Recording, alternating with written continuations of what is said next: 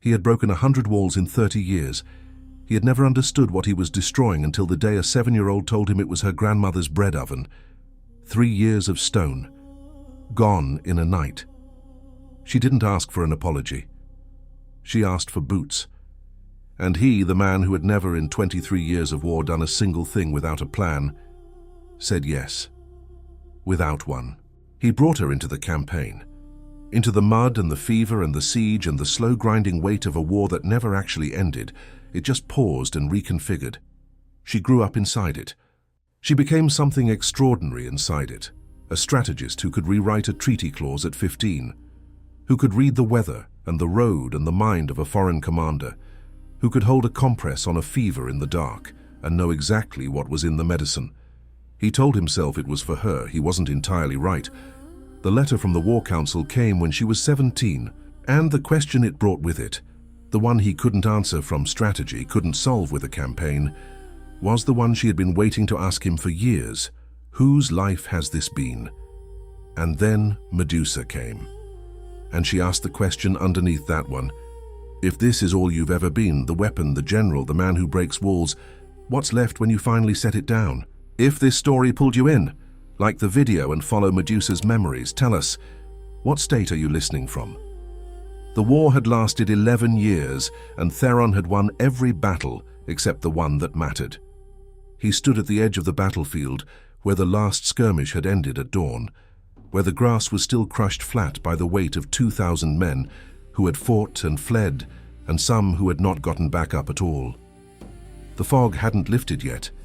It moved like something alive between the bodies of horses and men, curling around their shapes the way water circles a stone. Theron had not slept. He had not slept in 3 days, and the exhaustion had moved past pain into something quieter, a kind of numbness that lived behind his eyes and made the world look like a painting of itself. Beautiful, distant, not entirely real. His name had been spoken with fear for a decade, the warlord of the shattered coast, the unbroken general, the man who had rebuilt a broken army from ash and forced an empire to negotiate. He had taken the Straits of Kessos, the fortress of Amadon, the trade roads through the Veltan Mountains. He had outmaneuvered generals twice his age and twice his cruelty. He was 41 years old, and he had spent 23 of those years becoming a weapon. He had been very, very good at it. He was looking now at the one thing his campaigns had never required him to face, and he felt the ground shift beneath him in a way no battle had ever managed. A child. She was perhaps 7 years old. She was sitting in the mud, 12 feet away from a dead soldier who might have been her father, or a neighbor, or a stranger who had simply died in the wrong direction. She was not crying. Her eyes were fixed on something in the distance that Theron could not identify, some middle point between the fog and the sky, and she was holding a piece of flatbread against her chest the way a person holds the only thing left. Her dress had been white once. Her feet were bare. She hadn't moved when the soldiers had cleared the field an hour ago, which meant someone had told the soldiers to leave her, or no one had noticed her, or she had made herself invisible in the way that children in war learn to do, by becoming perfectly still and perfectly silent, and by erasing all the parts of themselves that draw attention. Theron's second-in-command, Daskal, appeared at his shoulder. Daskal was a practical man, which was why Theron had kept him for 9 years. He surveyed the girl with the expression of someone evaluating a logistical problem. "We move north by mid-morning," Daskal said. "The supply line needs to push through the pass before the rains. If we delay—" "I know what happens if we delay," Theron said. "Then we should—" "I know." Daskal waited. He was good at waiting. It was one of the things Theron valued about him. The girl turned her head and looked directly at Theron. Children who had lived through war did not usually look directly at soldiers. They had learned, the way all prey learns, that eye contact was an invitation. This child looked at him the way someone looks at a wall they are deciding whether to climb. Not afraid of it exactly, but measuring it. Her eyes were very dark and very calm, and they had seen more than any child's eyes should contain. "Who is she?" Theron asked. "Village girl." The settlement 2 miles west was caught in the eastern advance. Most of the civilians evacuated 2 days ago, but Daskal paused in the way he paused when he was about to say something he expected Theron not to want to hear. There were about 40 who didn't make it out, 12 dead. The rest are being processed at the holding camp. Processed. It was a word Theron had invented himself 3 campaigns ago because the word it replaced, held prisoner, had implications that slowed down negotiations and made the generals in the capital uncomfortable. He had been proud of it once, the precision of it, the clean administrative distance it created between action and consequence. And the child, no family found in the camp. No one claimed her. Theron walked toward her. He was aware as he crossed those 12 feet that his soldiers were watching him, not obviously, not with their faces turned, but in the way soldiers watch their commanders when something unexpected is happening, tracking the shape of it for information about what it means. He was also aware that he had no plan. He had crossed hundreds of battlefields, and he had always had a plan. The absence of one felt like walking with a missing step, each footfall landing slightly wrong. He crouched when he reached her, bringing himself to her level. This close, he could see that the flatbread had a bite taken from it, just one, small, careful, which meant she had the discipline to ration even now, even in shock, which meant she had been surviving this way for at least a few days. "What's your name?" he asked. She looked at him for a long moment. Then she said, "Sela." "Sela." He repeated it back the way he had learned to do in negotiations, not as confirmation but as acknowledgement, a way of saying, "I heard the exact word you chose." "Where's your family, Sela?" She looked toward the dead soldier. "He's not my father," she said, as if she had heard him thinking it. "He fell near our house. I don't know his name." "Where's your house?" She pointed west, toward the village that no longer existed in the form it had taken before last week. "Is anyone there?" "My mother was there," she said. "She told me to stay inside. I didn't." The sentence was so simple that it almost didn't register at first. Then it did. "When did she tell you that?" 3 days ago." Theron looked at the girl's feet, bare in late autumn on ground that had been soaked through with 3 days of rain and the aftermath of men. He looked at the single bite taken from the bread. He looked at the calm in her eyes that was not actually calm, but was the specific face that humans make when they have been afraid for so long that fear has become their baseline state, when the body has stopped marking it as unusual and begun to treat it as the weather. "You've been out here for 3 days," he said. "Yes." "Alone?" "Yes." He stood. He turned to Daskal, who was maintaining the careful diplomatic blankness of a man who had learned not to show opinions his commander hadn't asked for. "Find out what happened to her mother," Theron said. "The camp records may not—" "Find out." "Yes, sir. And bring me something warm, food, blanket, whatever the camp has." Daskal's face did not change. "We move north by mid-morning." "I'm aware of when we move," Theron said. "Bring the food." He turned back to the girl. She was watching him with the same measuring expression, the same stillness. He had the sudden, disorienting sensation that she was not afraid of him. Not at all. Not even the faint animal wariness that most adults showed in his presence, the slight adjustment of posture, the fractional retreat. She was simply looking at him, as if he were a person. It had been a long time since someone had looked at him that way. "You didn't answer me when I asked your name," she said. "You didn't ask." "I'm asking now." "Theron." She considered this. "Are you the one who broke the eastern wall?" The eastern wall of her village, she meant. The defensive barrier the settlement had built 2 generations ago out of river stone and lime mortar, which had taken 18 hours and 4 siege engines to bring down, which had been, strategically, a clean and necessary operation that Theron had not thought about again after it was done. He said, "Yes." She looked at him for a long time. "My grandmother's bread oven was on the other side of that wall," she said. "She built it herself. The stones took her 3 years. She didn't say it with anger. She said it the way you state a fact that you want someone to know, not because it will change anything, but because you have decided that the person should be required to hold it." Theron held it. "I'm sorry," he said. It was the first time he had said that sentence on a battlefield. She looked at the flatbread in her hands. "It was good bread," she said. Daskal came back 20 minutes later with a bowl of camp stew and a wool blanket, and an expression Theron recognized as the controlled version of news that required careful delivery. "Her mother," Daskal said quietly, away from the child. "She was in the eastern holding pen when it collapsed during the advance. Night of the 3rd, we lost—" He paused. "We lost 11 in the collapse. She was one of them." Theron did not look at the girl. He stood very still for a moment, the way you stand when the ground moves and you are waiting to find out how far it will shift. "The child doesn't know," Daskal said. "No. Do you want me to—" "No," Theron said. "I'll tell her." Daskal looked at him with the careful neutrality of a man suppressing strong opinions.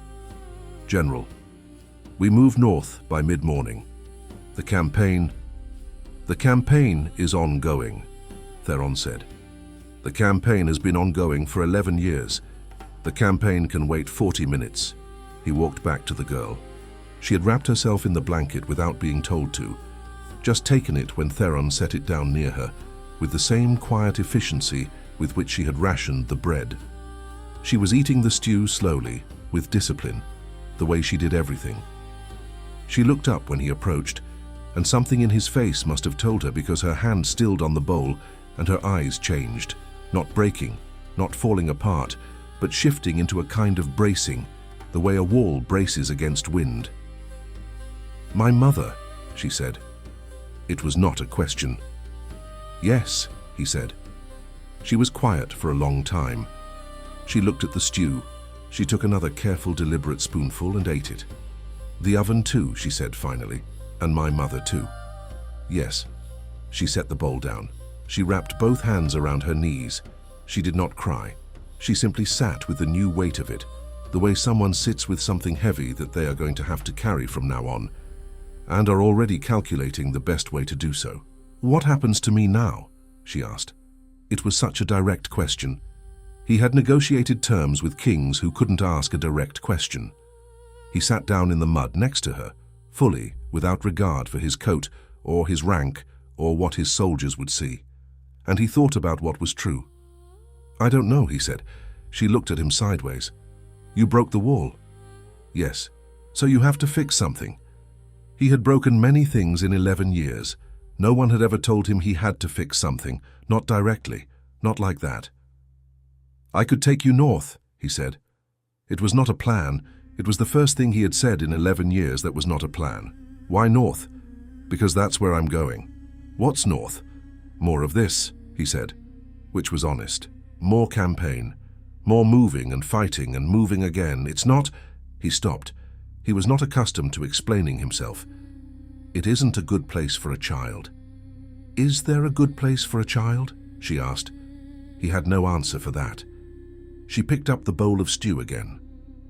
"I'll come north," she said, with the finality of someone who has made a decision and will not be revisiting it.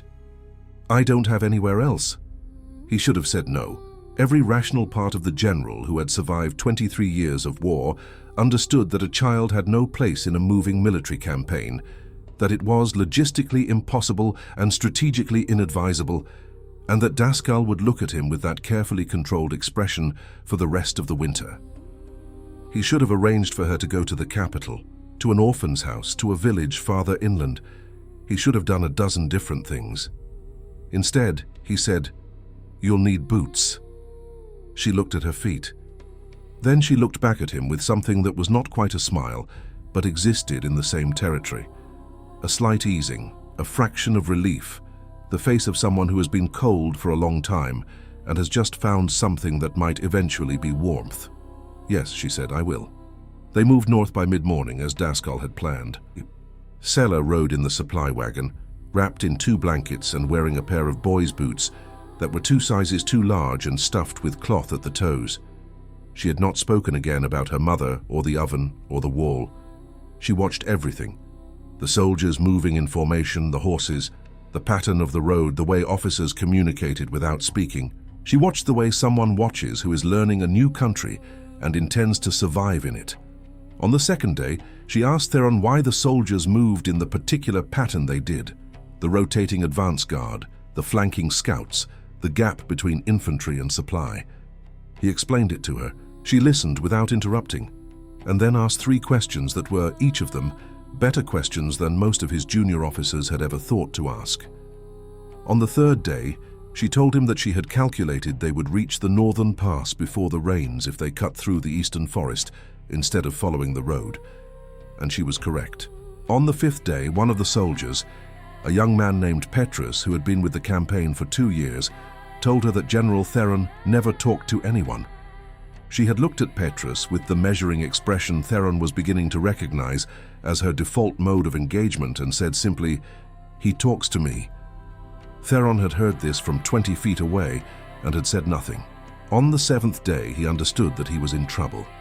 Not the kind of trouble he knew how to navigate, not the trouble of supply lines or flanking maneuvers or treaty negotiations, the kind of trouble that had no strategic solution because it had no strategic cause. The kind of trouble that arrives when something you had closed off a long time ago begins, without your permission, to open. He had spent 23 years becoming a weapon. Weapons did not take in orphaned children. Weapons did not explain military formations to 7-year-olds. Weapons did not sit in the mud next to someone and say, "I don't know." He had done all 3 of those things in 7 days. And the question that settled over him on the 7th night, when he sat at the edge of the camp and listened to the sound of Sella sleeping in the supply wagon, one small, even breath after another, steady as a clock, was not what he was going to do about it. The question was what it meant that he didn't want to do anything about it at all. The northern campaign lasted 8 more months, and in those 8 months Theron broke 3 more fortresses, renegotiated the Amadon Treaty, and lost 46 soldiers, 32 in combat, 14 to fever, and through all of it, Sella was there. Not in the battles. He had made that clear on the 7th day, when the clarity of what he was doing had finally become impossible to avoid. She would go to the rear camp when there was fighting. She would stay with the supply master, a round-faced man named Oberyn who had a daughter of his own in the capital and who treated Sella with the careful, slightly bewildered kindness of someone who hasn't been asked to do this but doesn't know how to refuse. She obeyed the rule mostly. There were 2 occasions when she didn't. The first time, she had been 12 years old. 5 years into the campaign, 5 years since the fog and the mud and the flatbread rationed into a single careful bite, and Theron had found her at the edge of the eastern perimeter during a skirmish, watching the battle with the expression she always had when she was cataloguing information. He had dragged her back to camp without speaking, and then spent 20 minutes standing at the entrance to the supply tent before going in and finding words. "You could have been killed," he said. "I stayed outside the range of the arrows," she said. "How did you know the range of the arrows?" "You told me 2 years ago. You explained the mechanics of a composite bow and the effect of wind on trajectory. You said the effective range in open terrain was—" "I know what I said." "Then you know I was safe." "That is not—" He stopped. He was aware that this was an argument he could not win on the logic, because she was right about the range, because he had told her, because she had the infuriating memory of someone who forgot nothing. "You were still in danger." "I'm always in danger," she said. "So are you. You don't stop." He had looked at her, at the 12-year-old who had become in 5 years something he hadn't anticipated and didn't have a category for, something between a ward and a strategist in training and a person who argued with him as if they were equals and was correct more often than any of his officers. He had looked at her and been unable to find a response that she wouldn't dismantle with the same quiet, unflinching precision she brought to everything. "Promise me you'll stay back," he said finally. "I promise I'll stay outside the arrow range," she said. "That's the part that matters." It was, he had to acknowledge privately, the part that mattered. She had negotiated a more precisely worded agreement than most of his treaty partners. The second time she broke the rule was different. She was 15. The siege of Fort Keslan had been running for 6 weeks, a brutal, grinding attrition, the kind of siege that drained morale faster than ammunition, the kind where the victory, when it finally came, felt less like triumph and more like the end of a particular kind of suffering.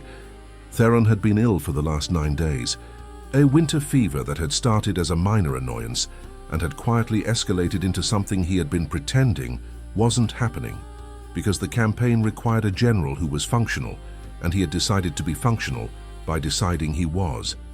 He had not, in truth, been functional.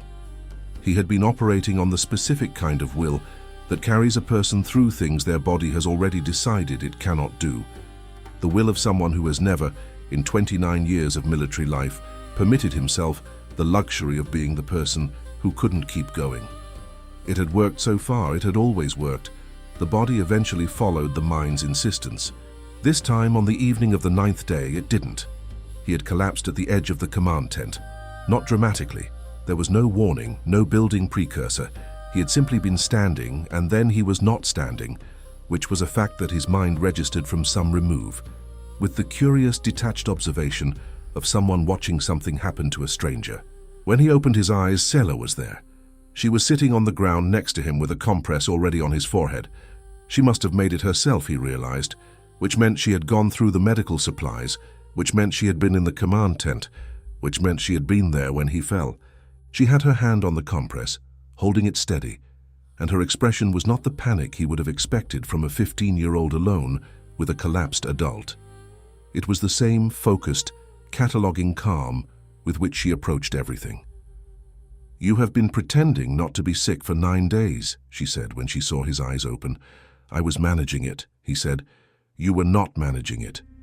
Petrus said you nearly fell twice yesterday during the briefing and caught yourself on the table, and that everyone pretended not to see it because you would have been angry if they mentioned it." Petrus talked too much. Theron had been meaning to address this for years. "The campaign," he started. "Daskal is managing the campaign. He does that very well. He manages it better than you do the parts that aren't the battle, and you know it, and the reason you keep him is exactly that." She pressed the compress more firmly against his head. "Drink this." She had a cup of something. He drank it without asking what it was, which was, he realized, unusual. He would not drink anything in a negotiation without knowing its composition. "What is it?" he asked after. "Willow bark, ginger, and something Oberyn had in his kit that he says his mother used for fevers. He wouldn't tell me what it was, but I watched him make it, and the smell suggests dried elderflower and possibly valerian." He looked at her.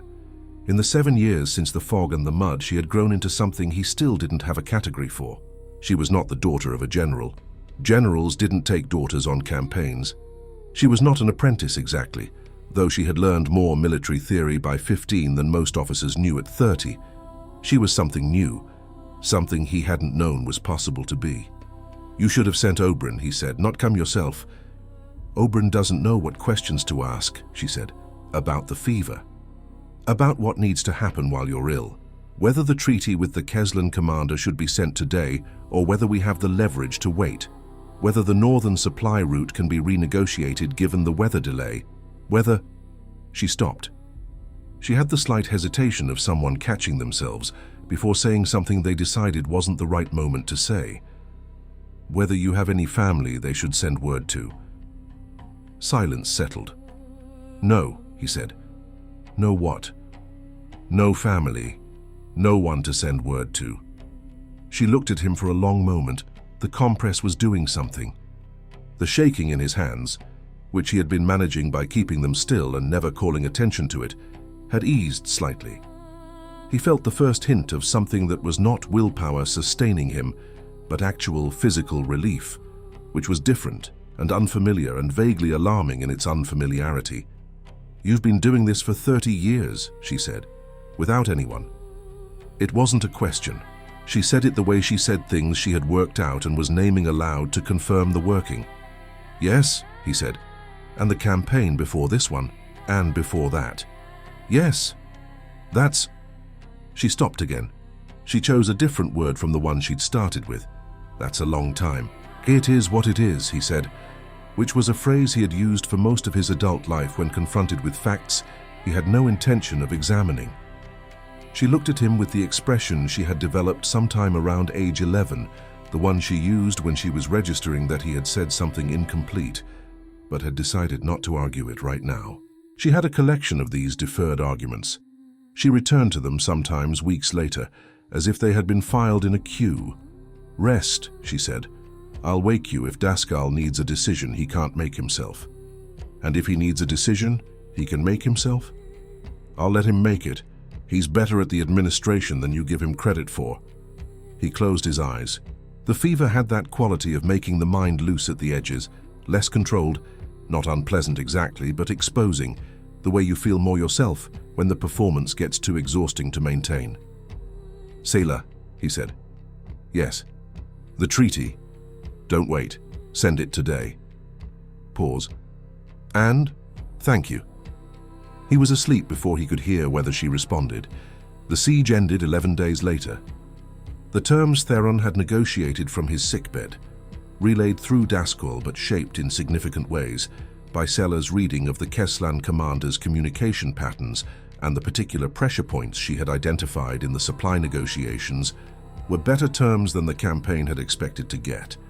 Daskal told him this in a briefing 3 weeks after the fever broke, in the careful way Daskal had of delivering good news that he knew would prompt questions he didn't necessarily want to answer. "The treaty holds better than anything we've gotten from Keslan in 20 years, Daskal said. "The northern supply route is secured. The commander signed with no revisions."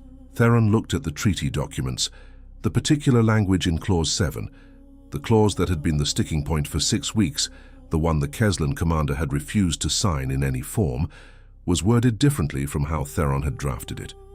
It said the same thing, functionally. It said it in a way that gave the commander a different relationship to what he was agreeing to. "Who rewrote Clause 7? Theron asked. Daskal had his careful expression on. "Sella suggested the revised language," he said. "I reviewed it. It's legally equivalent, but diplomatically more—" "Yes," Theron said. "I can see that." "She said you would recognize it," Daskal said. "She said to tell you that she was staying outside the arrow range." Theron read the clause again. The language was precise, almost surgical, the kind of precision that came from understanding exactly what the other party needed to feel in order to give you what you wanted. He thought about where she had learned that. He thought about 8 years of watching negotiations from the outside, listening to briefings she technically wasn't supposed to be at, asking questions that didn't sound like strategy, but were. He had not taught her strategy. He had simply never stopped her from watching it. And she had watched it the way she watched everything, with the full, undivided attention of someone who intended to use what they learned. "She's 15 years old," Theron said. "Yes, sir," Daskal said. "She rewrote a sticking point clause in a military treaty while I had a fever." "That is an accurate description of events," Daskal said. Theron put down the treaty documents. Outside the tent, he could hear the ordinary sounds of a camp settling into a different rhythm.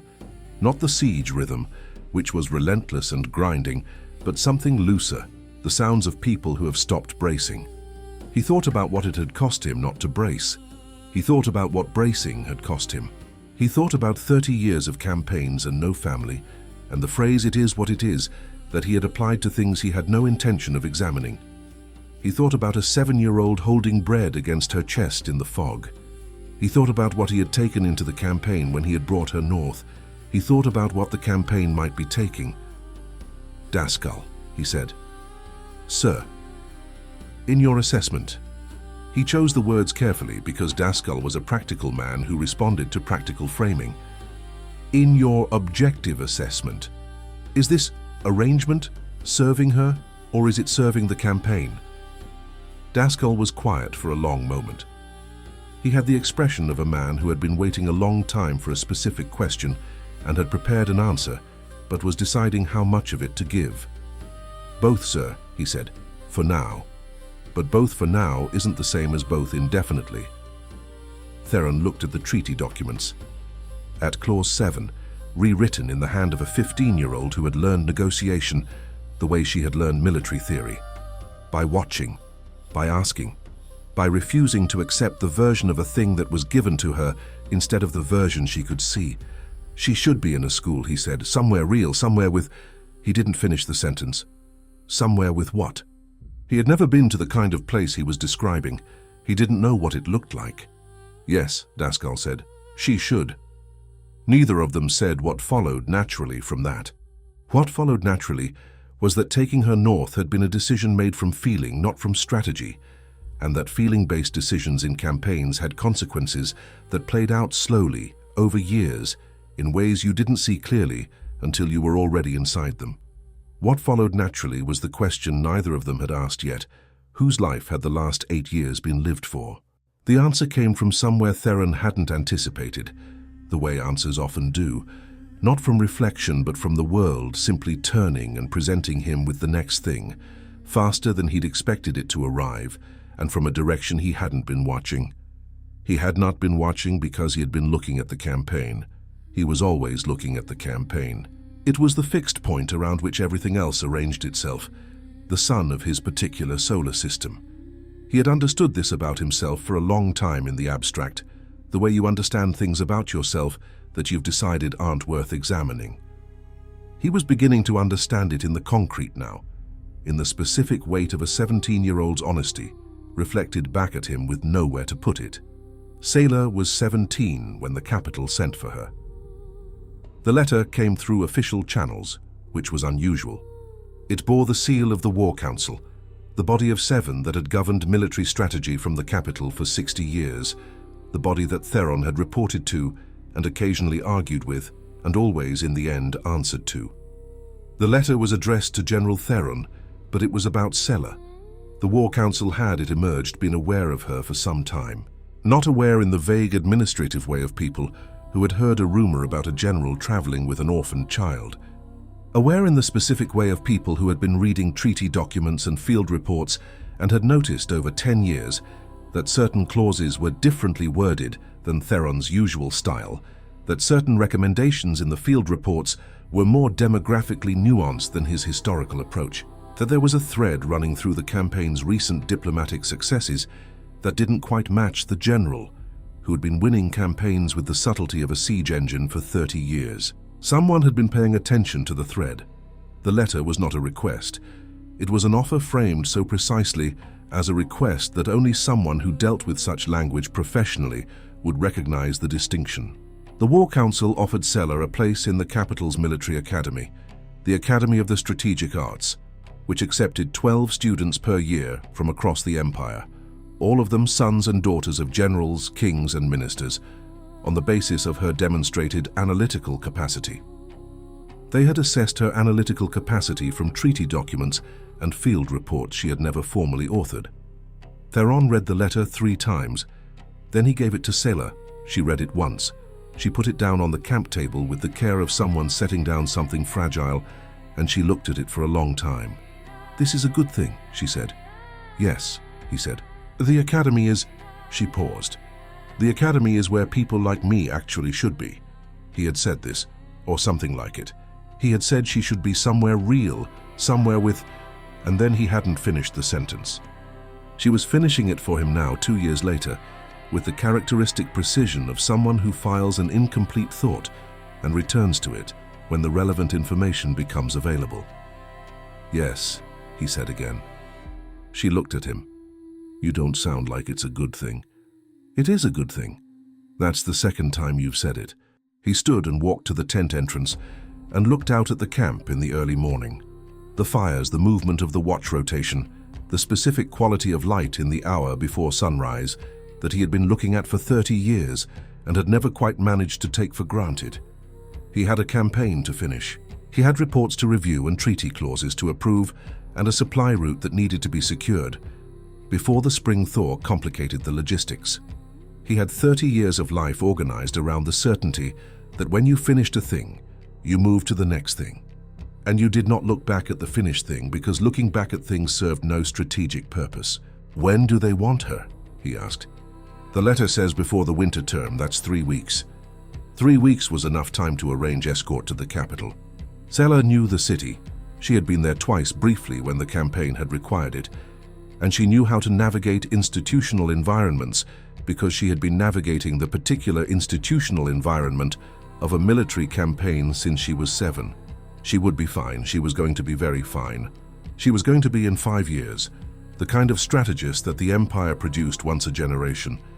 And Theron would be 60 years old, and she would be 22, and the campaign would still be going, and everything would be organized in the way things organized themselves when you simply continued forward without looking back. "You're not going to say anything else about it," Sela observed. "There's nothing else to say. There are a great many things you could say. I've noticed you have a habit of choosing not to say them." He turned from the tent entrance. She was still at the table, the letter in front of her, watching him with the particular expression she used for the deferred arguments, the ones she had been carrying in a queue, waiting for the right moment. "You have something you want to say," he said. "I have several things." She looked at the letter. "Can I?" "Yes." "The campaign isn't over. The campaign is never over," he said. "Campaigns don't end. They pause and reconfigure." "That's what I mean." She turned the letter over in her hands. "You've been on campaign for 31 years. This one has been running for 19. Before I was born, before—" She paused, choosing words. "Before most things that exist in your life right now existed." "Yes." "Do you know what you're doing when the campaign pauses?" He didn't answer. "Do you have a plan," she said, "for what comes after?" The question was so direct that it landed without cushioning. He had been asked many things by many people in 31 years of military command. No one had asked him this. No one who had spent time with him had ever thought it was a question with an answer, and therefore no one had bothered asking. "The campaign doesn't pause," he said. "But what if it did?" "Sela, I'm not arguing about the letter," she said. "I'll go. I want to go. The academy it's the right thing, I know that." She folded her hands on the table. "I'm asking what you'll do. I've been watching you for 10 years. I know the rhythm of the campaign the way I know the rhythm of breathing, and I know what happens when that rhythm is the only rhythm you have." She was 17 years old. She talked about his psychology with the matter-of-fact precision of someone much older, which was unsettling, and also, in a way he couldn't quite name, a relief. The relief of being seen clearly, even when what was seen wasn't necessarily comfortable to look at. "I'll manage," he said. She looked at him for a long moment, then she said very quietly, "You always manage. I know you always manage." "That's not what I asked." He sat down. The motion felt older than he expected, the specific heaviness of a body that has been at this for 31 years and has begun, in small ways that accumulate slowly, to express the opinion that some limits exist and should be acknowledged. "I don't know what I'd do," he said. "If it ended, I don't—" He stopped. He said the next words with the particular difficulty of someone who rarely says the real thing. "I don't know who I am outside of it." She was quiet. "You've built your whole life inside the campaign," she said. It wasn't an accusation. It was the naming of a fact, the way she named everything, so that it existed clearly between them, required to be held. "Yes." "Because of that," she said, "you brought me into it." "Yes." She breathed out. Not angry. She was rarely angry. She was one of the least angry people he had ever known, which was unusual given how much she had reason to be. She had the controlled sadness of someone who has understood something that has both an obvious and a complicated dimension, and is holding both. "I want to ask you something," she said, "and I want you to answer it honestly." "All right. Was taking me north, was that for me? Or was it for you?" 31 years of campaign, the fog, the mud, the flatbread. A 7-year-old who looked at him like a wall she was deciding whether to climb. The sound of one small even breath, steady as a clock, from the supply wagon on the 7th night when the thing he had closed off had begun, without permission, to open. He had told himself it was for her. He had told himself it was the right thing, the only human thing, that leaving her there would have been impossible. He had told himself that. He had made himself believe it through 10 years of doing it. He looked at his daughter, not by blood, not by law, not by any formal arrangement that the Empire would recognize, but by 10 years of mud and fever and treaty clauses and the particular specific weight of a person who has been in your life long enough to know what you don't say. And he told the truth. "Both," he said. "At the beginning it was both. And then—" He stopped. "And then it was mostly me." She looked at him. Her eyes were very dark and very calm, the same eyes that had looked at him in the fog when she was 7, measuring the wall. But what was in them now was different. Not anger, not hurt exactly. Something closer to what you feel when you have known something for a long time and someone finally confirms it. The particular release of having a thing named. "I know," she said. "I should have found you a school sooner," he said. "Yes. I should have—" He stopped again. "I should have done a great many things differently." "Yes," she said. "You should have." She said it without cruelty. without reproach. She said it the way she said true things, because they were true, because they needed to be said, because she had decided the person should be required to hold them. He held it. Simond, 3 days before she was due to leave for the capital, they were riding the perimeter inspection, a habit they had developed when she was 12, a thing that had no official designation but had become, in the pattern of their days, as fixed and necessary as briefings and supply checks. The weather had turned clear and cold, the kind of cold that sharpened the air until it felt like breathing glass. The horses moved steadily, their breath visible in the morning light. Sela rode the way she did everything, with efficient, unhurried competence, without the showy control some riders used to signal their skill.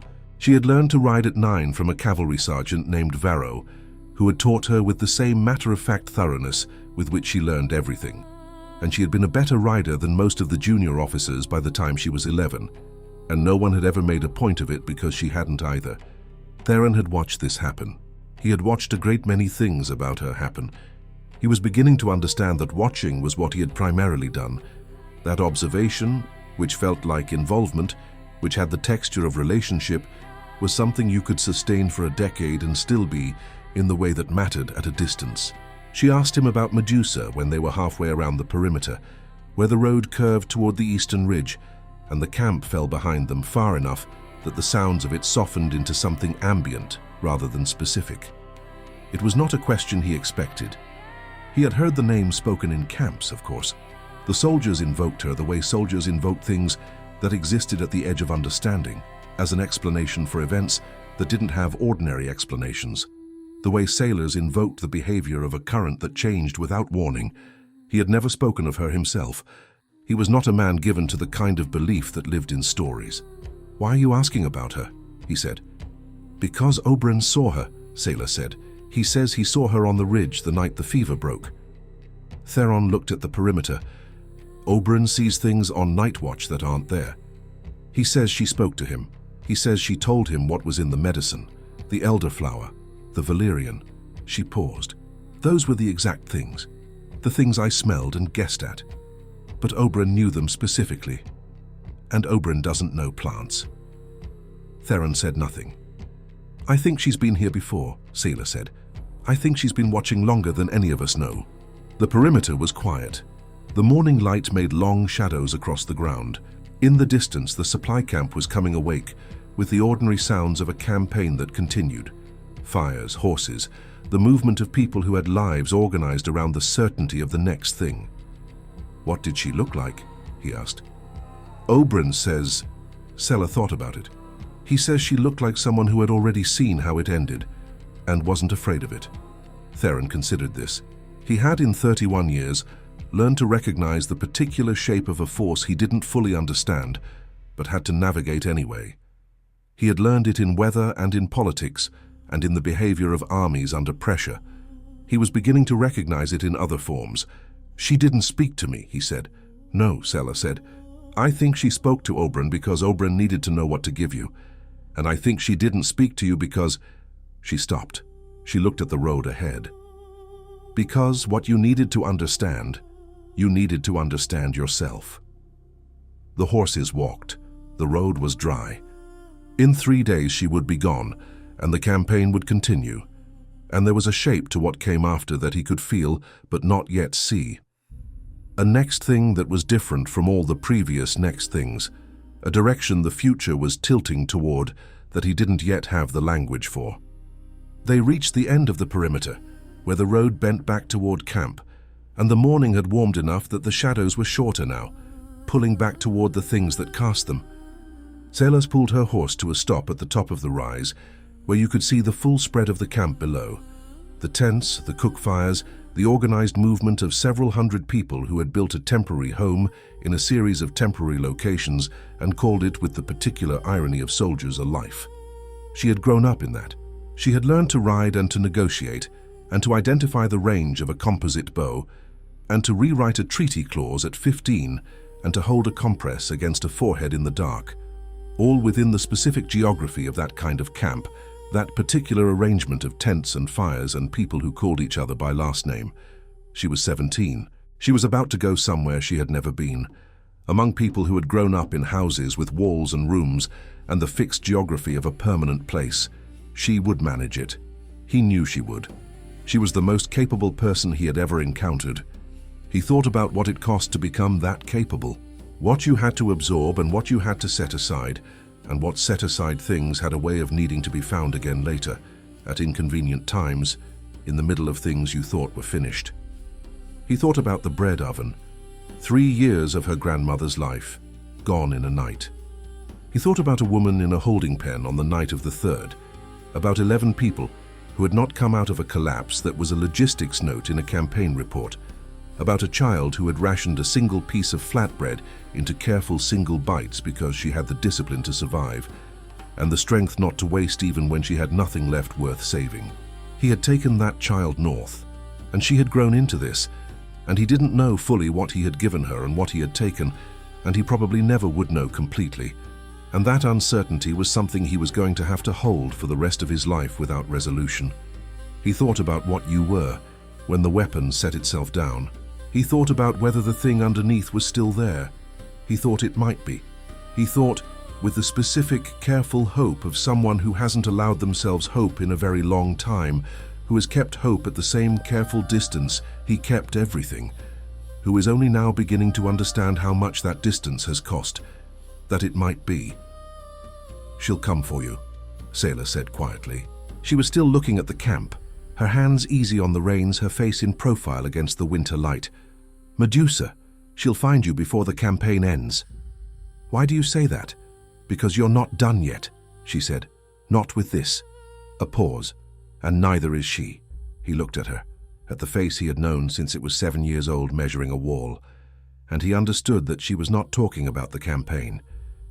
He didn't respond. He didn't need to. They rode back to camp together, in the last of the cold morning light, and the sound of the horses' hooves on the frozen ground was the only thing between them and the silence that held, on its other side, everything that had not yet been said.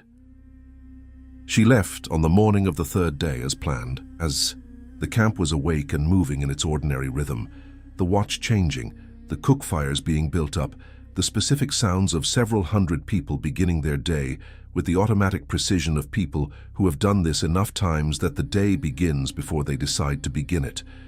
Theron had been awake for 2 hours before Sella emerged from the supply wagon for the last time, dressed in traveling clothes rather than the worn campaign gear she'd accumulated over 10 years. She looked older in the traveling clothes, or perhaps she just looked different, like a person who existed in the world rather than a person who existed in the campaign, which was its own particular kind of world with its own particular rules. She had one bag. It was the kind of bag a person who has learned to carry everything necessary and nothing else packs. Dense, organized, no wasted space. Theron looked at the bag and thought about how few times he had needed someone to tell him to pack lighter before he had understood it, and how many times she had understood it without being told. "The escort is ready," Daskal reported, with the expression he used when things were proceeding correctly, and he was watching to see if Theron was going to do something that would make them not proceed correctly. "They'll reach the capital by midweek if the roads hold." "They'll hold," Sella said. "The weather's been dry for 10 days. The northern road was already in good repair as of the last report." She said it the way she said everything, not as an assertion of expertise, but as information being supplied, offered, available to use or not. Daskal looked at her with the particular expression he had never quite been able to suppress when she did this, something between frustration and admiration, very professionally controlled. "Right, as the lady says." She looked at Daskal. "Thank you," she said, "for 9 years of watching out for me while pretending you weren't." Daskal cleared his throat. He said, "I have no idea what you're referring to." He walked away very quickly. Theron watched him go. He had known Daskal for 15 years and had never seen him walk away from anything very quickly. Sella turned to him. She had the face she wore for things she had already decided, determined in the specific way of someone who has examined all the alternatives and arrived at the conclusion that this one is correct and won't be revisited. He knew this face. He had watched it develop from the face of a 7-year-old deciding to come north into the face of a 17-year-old deciding to leave. "The campaign," she said. "How much longer?" "2 years," he said. "Maybe 3. "And then what?" He had thought about this question since she had asked it, on the night before Daskal brought the letter. He had turned it over the way you turn over a problem that doesn't have a strategic solution, carefully, from different angles, looking for a way in. He had not found a way in through strategy. He had found something else, the beginning of a different kind of answer. Not complete yet, still forming, but present. "I have a place," he said, "north of the capital. A piece of land I was given 20 years ago as compensation for something I've never counted. I've never been there." He paused. "I thought I might go." She looked at him carefully. "Go and do what?" "I don't know yet," he said. "Something that isn't a campaign." The slight easing in her expression, the fraction of relief, the territory of what was almost a smile, was the same as the expression she had made when he said the words, "You'll need boots 10 years," in what felt like a different life ago. "That's a good answer," she said, "for you." "It's an incomplete answer. The best ones are," she said, "at the beginning." She hugged him. It was the first time, and not from absence of feeling in the years before, but because neither of them were people who did this by default, who moved toward physical contact as a natural expression, who hadn't learned to treat closeness as a thing you had to protect yourself from. She simply stepped forward and put her arms around him, and he stood very still for a moment with the surprise of it, and then put his arms around her because there was nothing else to do, and because it was, he recognized, the right thing. She was not as small as she felt. She was tall for her age, and strong from years of a physical life, but she felt small the way people do when you haven't held them before, and you realize abruptly how much of the world they have managed with no one holding them. "Go find the land," she said quietly against his shoulder. "Go and figure out what else you are." "I will," he said, "when the campaign finishes." "Before the campaign finishes," she said. He didn't answer. She pulled back and looked at him with the expression that said, "I know what you're doing, and I'm choosing not to argue it right now, but it's in the queue." Then she picked up her bag, walked to the horses, and in 3 minutes she was moving down the road with her escort, and in 5 she was over the rise and gone, and the camp continued its ordinary sounds around the specific silence of her not being in it. He found Medusa that night, or rather, and he was honest about this to himself later, because he had become more honest with himself in recent months, and the practice, though uncomfortable, was proving useful. Medusa found him. He had gone to the edge of the camp after the evening briefing, the way he often went to the perimeter, in the hour before he slept, not on any official inspection, but simply because the perimeter was where you could stand and look at the dark beyond the camp's light and have a few minutes of something that wasn't the campaign. The fires were visible from here, the warm cluster of them, the moving shapes of people around them. It looked like what it was, temporary, constructed, maintained by effort, lasting only as long as the effort continued. He was thinking about land north of the capital, about going somewhere he had been given and never claimed, about doing something that wasn't a campaign. She stepped out of the dark at the edge of the firelight's reach, and he did not reach for a weapon. He didn't know why. He had been reaching for weapons at unexpected movement for 31 years.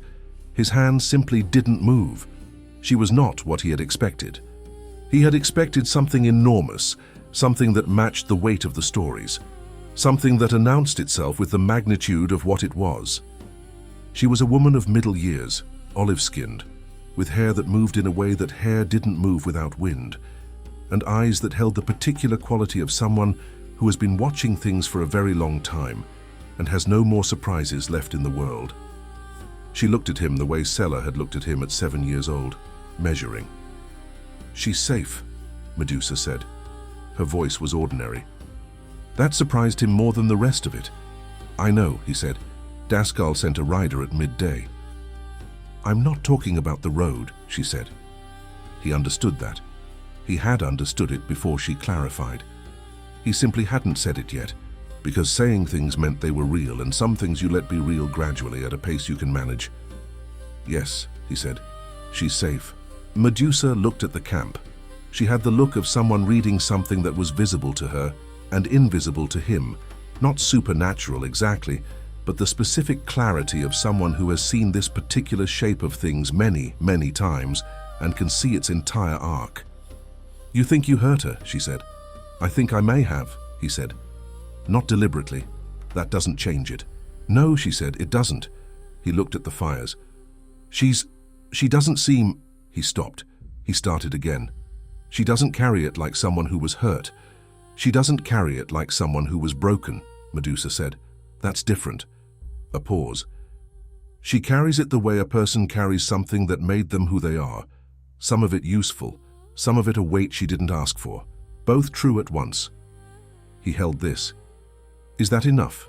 he asked. "No," Medusa said, "but it's what you have, and what you do from here is yours." The fires burned. The camp moved in its rhythms. Somewhere in the dark to the south, the northern road ran toward the capital, toward a military academy, toward 12 students per year, toward a room where a 17-year-old would sleep in an actual bed for the first time in 10 years and wake up to walls instead of canvas. "The campaign," he said. "Yes," Medusa said. When it ends," she said, "you'll know what to do." She looked at him with the eyes that had no more surprises. "You already know. You've known for a while. You've been waiting for permission." He looked at her. "From whom?" She said nothing. She looked back at the fires. He understood. "From myself," he said. "Yes." The night was very quiet. He had stood at the edge of many perimeters in his life and looked into the dark beyond the light's reach.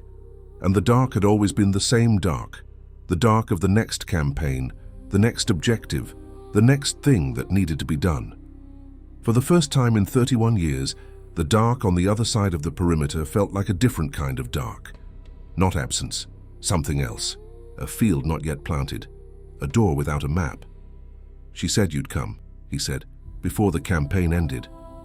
"Did she?" Medusa looked at the road. She was never wrong about much. "No," he said. She wasn't. He turned back to the camp.